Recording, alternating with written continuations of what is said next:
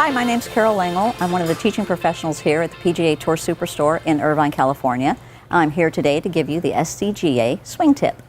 Okay, so I'm here today to talk to you about chipping. We have two different clubs here for chipping. I have a 7-iron and I have a sand wedge. 7-iron is a lot less lofted club than the sand wedge. But what I need people to understand is that regardless of what club we have in our hand, we are going to do the same motion with our body. Sometimes we have a tendency to change it depending on the club. Understanding that doing the same shot with our body, the 7-iron is going to roll a lot more and the sand wedge is going to roll less because it has more loft in the club. So when we do the shot, we have to first determine how much green we have to work with.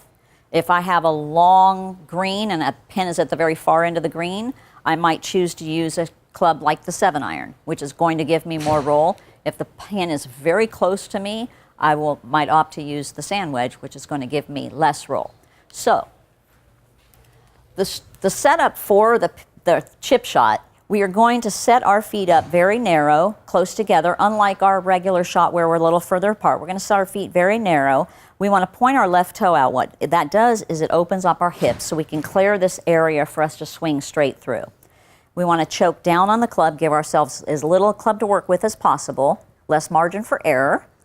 We're going to flex our knees and make sure that we stay down through the shot. And we are going to create this shot, and about 70% of the weight is going to be on our left side to start with.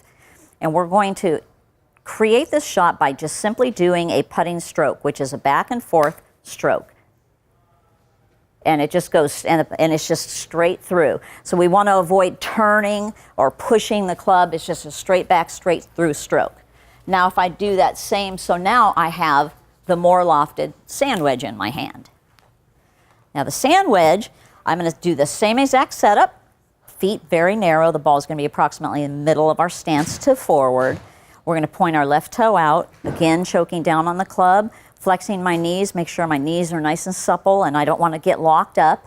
And I'm going to create that same exact, and you notice that my hands are ahead of the ball, so we don't ever want to get our hands back behind the ball. So my hands are set up in front of the ball and I'm going to create just a putting stroke again with this club. And in that, it got a little bit of jump. It got over the rough stuff that you have to get over, otherwise you would putt, and it gets on the green and rolls to the hole. So, and one thing that's extremely important in the short game, whether it be chipping or pitching, is that we need to make sure that we have very soft hands.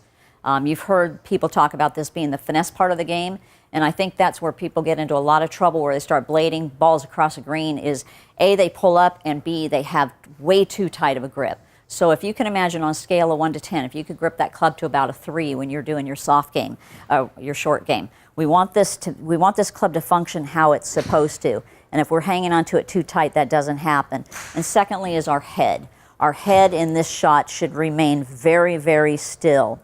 We want to kind of have our eyes behind the ball, and when we create the stroke, just leave the head there. Try not to follow the stroke with your head, because then we're getting ahead of the ball and we could de-loft the club, so especially when we're using a sand wedge. So make sure we keep the head behind the ball, and if we stay behind it, that'll give the loft that we need. Thank you for joining us. I'm Carol Lingle from the PGA Tour Superstore, and stay tuned for our next SCGA Tip of the Week.